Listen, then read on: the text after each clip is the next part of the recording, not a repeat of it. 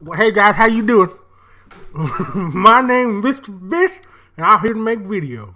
I hope you sure do like it. Hey guys, welcome back for this week's story structure analysis video for the manga series One Piece. You know I'm a fan of One Piece. If you look on our video list, most of my videos are probably One Piece videos.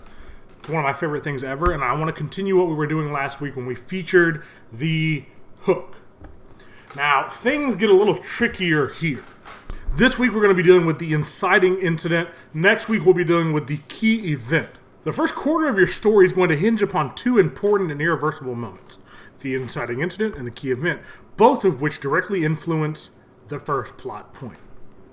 The inciting incident sets the plot in motion, while the key event draws the protagonist into the plot. Now, with One Piece, it gets a little hard. The series isn't finished, so you've got to kind of guess what the 25% mark would be without it being done. I did sit down and think about this a lot for a couple of weeks because there are many moments I think that could count as inciting incidents, but I locked it down to one moment where the plot does engage the Straw Hats. Okay, so after a lot of thinking, I really do think the inciting incident begins after Alabasta. During Alabasta, you know that you had Crocodile take over the Alabasta Kingdom, or at least try to, subverting Cobra's control over the kingdom. He had been made a warlord. He was given a lot of trust from the government, pretty much free range to do whatever he wanted to do. So he used that power to go into Alabasta and set up a revolution.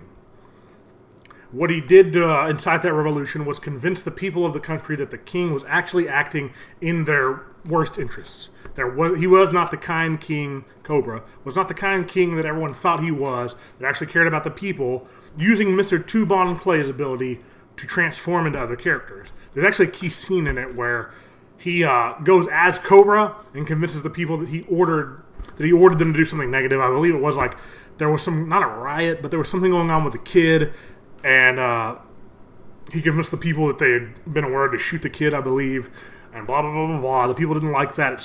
It incited more of the rebellion that was already going on before Crocodile even started this. But that in itself is not the inciting incident. This is what leads into it.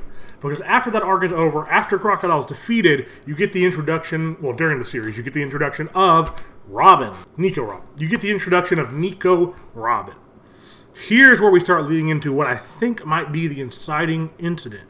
So after they're done with the event, they show up on their ship ready to sail out, and all of a sudden, Miss All Sunday, aka Nico Robin, is on their ship. Previous to this, Nico Robin has spent most of her life running away. Nico Robin grew up in a country called O'Hara. O'Hara was a land of scholars where they collected all of the information they could about the world, and I guess we're trying to figure out the secrets behind what was actually going on. Which, if you've seen One Piece, you know the government does not want you to find those things out. So what did the government do? Once they found out that O'Hara was doing this, they buster called it. If you haven't watched the series, a buster call is when they send quite a few vice admirals and most of their navy to surround an island and bombard it until there's nothing left on the island. It really doesn't matter how strong your people are. There's not much you can do when thousands of iron balls are raining down on your country. In the end, O'Hara gets erased, and Nico Robin, saved by Jaguar D-Sol and Aokiji, is now forced to do whatever she can to survive. She does explain that she joined many crews using them for safety and food and things like that to continue her journey to try to find out what the road poneglyphs were talking about. Because the Straw Hats defeated Crocodile, Nico Robin is not able to continue on with the crew that she was previously working with, which was Crocodile's crew. So what she tells Luffy is, it's your responsibility now to take care of me because you ruined the place that was safe for me. And we know Luffy. Luffy said yes. He didn't hate her anyways. He had a scene with her where he realized that Nico Robin's not a bad person. She's just stuck in a bad situation, which is really a lot of what you encounter with characters in the story as you move forward. And a lot of them aren't really bad people. Like Bellamy's not a bad person, but he's stuck in a bad situation. They continue their journey on. They go to Sky Island. Nico Robin continues to evolve with the crew. They do truly consider her part of it. They're a very accepting crew, so it doesn't take too long for her to prove that, she's one of the people. Now, here's where we get to what I consider the inciting incident. It begins at Water 7, which kind of throws it off because that means Water 7 and Enies Lobby would be the 25% mark of the series, which is crazy. But it kind of matches with what One Piece does. It's an extremely long series. I mean, those are 17 seasons. I probably should have looked up how many seasons it took to get to Water 7, but it's quite a few. I mean, you've got the entire East Blue Saga, which is Luffy's part with Buggy. You've got Zoro's part. You've got Sanji. You've got the Fishman Island. You've got Usopp, which eventually leads into Alabasta Kingdom. You got Vivi. You got Chopper. It's a lot of seasons. I think it's like 7 of them. Now, the definition for the Inciting Incident, as I talked about earlier, is the moment when the story officially begins. I do believe that the East Blue Saga and everything leading up to Water 7 was the point in the story, the first act. You're getting the players on the table. Let's say you get a chessboard and you got all these pieces. That's what the first 25% is for. To introduce you to what the pieces are, what their goals are, what the different things they want to do are, and to show you how that's going to affect the world going forward. Now, what happens in Water 7 that's a very big event that I think sparks the Inciting Incident? It is the moment when Nico Robin realizes that CP9 is after her. The world government is after her.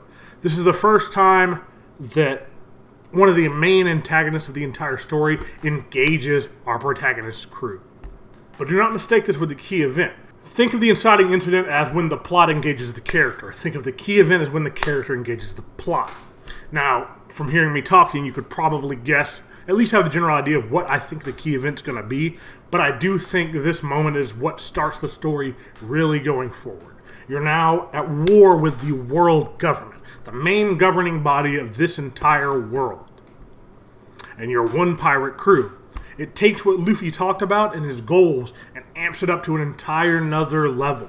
This is when you get side stories and understanding of the power of the world government. They really set them up for you to understand that things are different now. You're not just fighting these little pirate crews, you've got the world as your enemy. And in my opinion, this moment is what starts the rest of the story going forward. You wouldn't have Gear 3rd, you wouldn't have Gear 2, you wouldn't have anything going forward from this point without this event. And that is why it incites the rest of the story. Next week, we're going to be going ahead and looking at the key event. If y'all have any questions or you have any opinions on a different Inciting Incident, please leave it in the comments.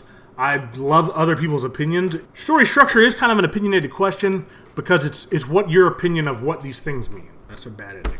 We're going to see you guys next week. I hope you really enjoyed this video because I enjoyed doing it. See you next week.